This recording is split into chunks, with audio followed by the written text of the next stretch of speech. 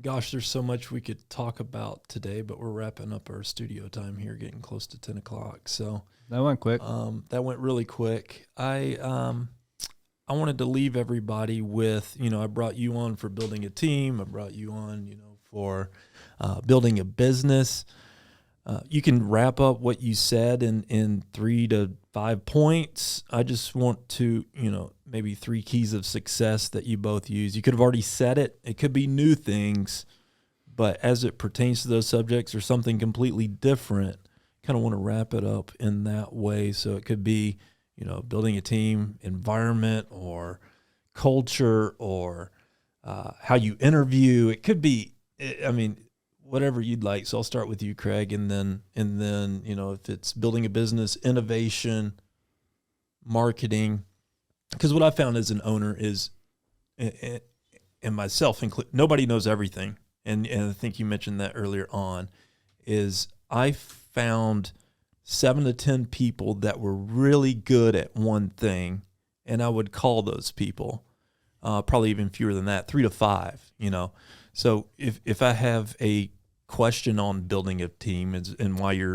I really wanted you on this video, I would call you. And self-development or family or health. You're good at quite a few things, but and like excellent at, you're good at everything, but excellent, like that, and you building a business, marketing.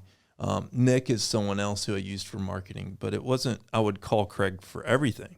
I'd lean on a few people, right? And I think that's important to realize. Finances, need help in that, go see a financial person. Just pinpoint what you want, or the excellence you see in other people, and reach out to those people. I think that's a good point, and it ties into what you were saying earlier. Reaching out is the strength and power of Browns, and I think that's so important, and a point that probably early on people miss far more often than not.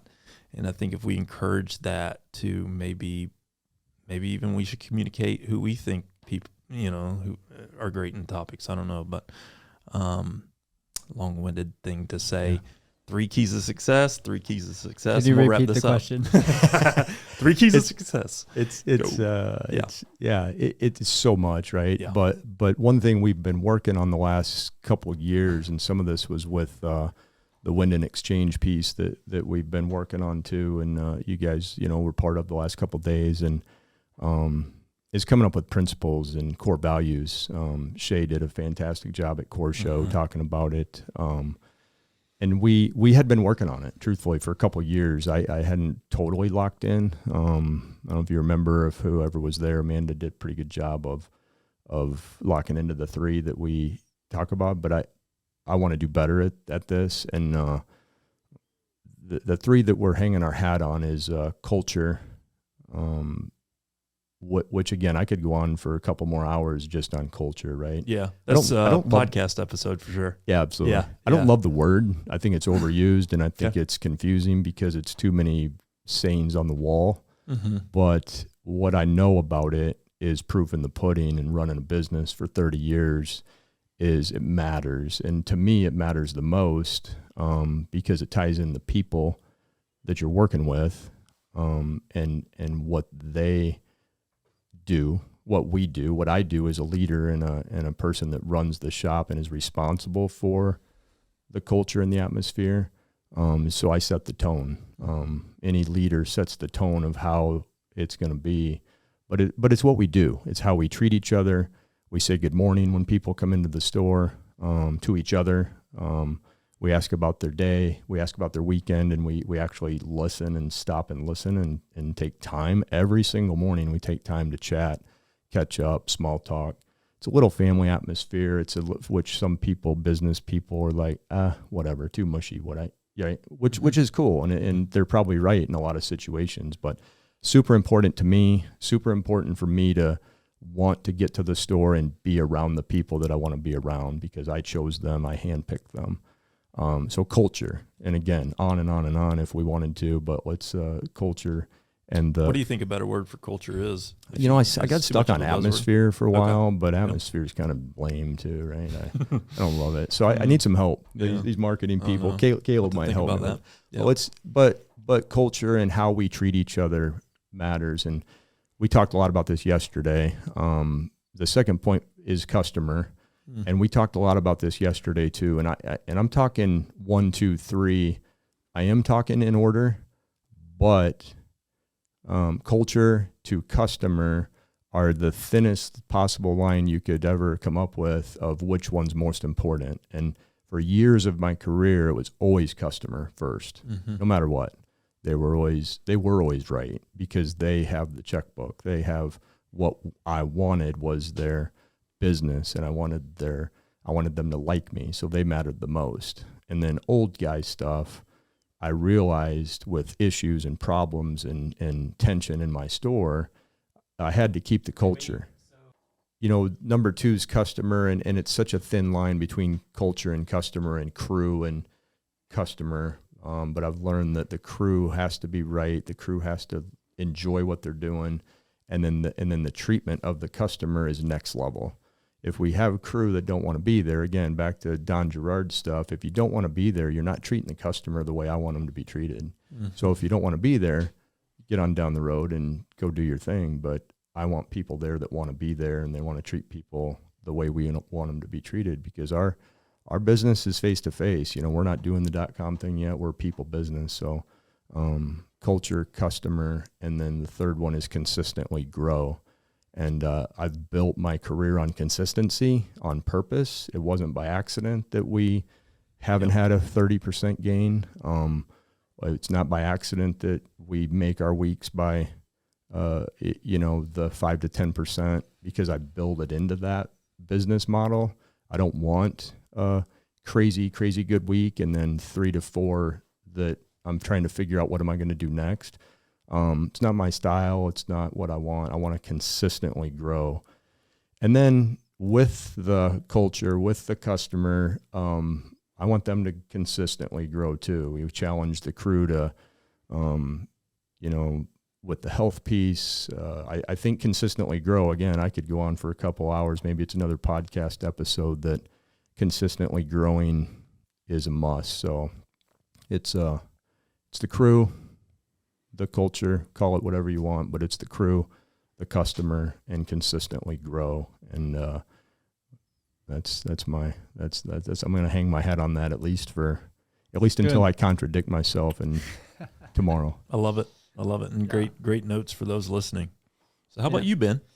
To keep it relatively simple is to do everything with a purpose, with a plan. What were the 3 words that we came up with?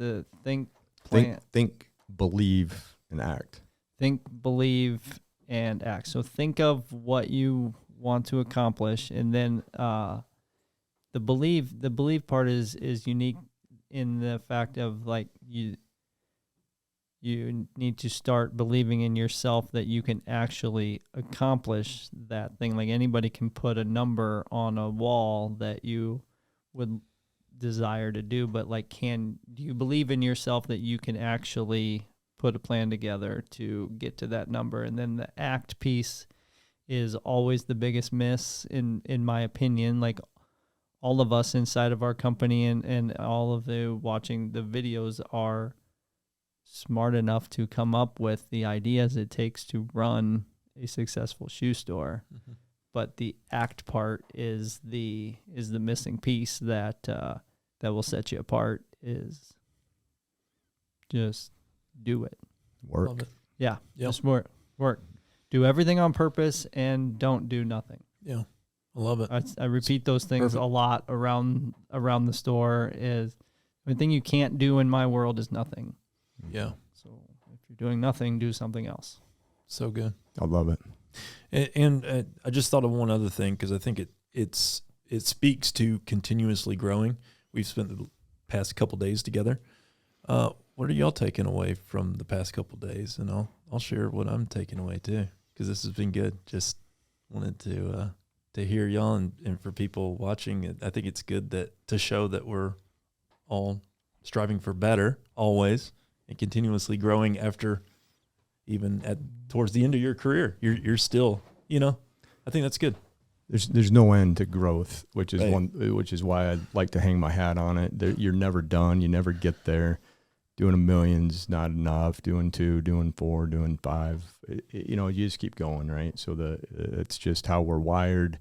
Again, we're just going to assume that most owners out there are wired the same way, because if you want to be successful, you just have to do that stuff. But the takeaways, I mean, for me, Wind and Exchange, again, whole nother Wind and Exchange podcast is hopefully coming sooner rather than later. But the Wind and Exchange is something I kind of dreamed up, and the win is for Win Brown and the opportunity that he gave us all, and the done. It is Winden, not Windon, but the Don of Winden is my dad, and so created that out of where I'm at in my life. It's old guy stuff, I believe. I'd never thought of this kind of stuff when I was 35 or 45 even, probably. I want to give back. One of my favorite things is giving back to people, and especially now in my career, that's my biggest drive and my biggest happiness is, it's not the P&L as much anymore, which is weird to me. And it took me a while to even say that, because the P&L matters, right?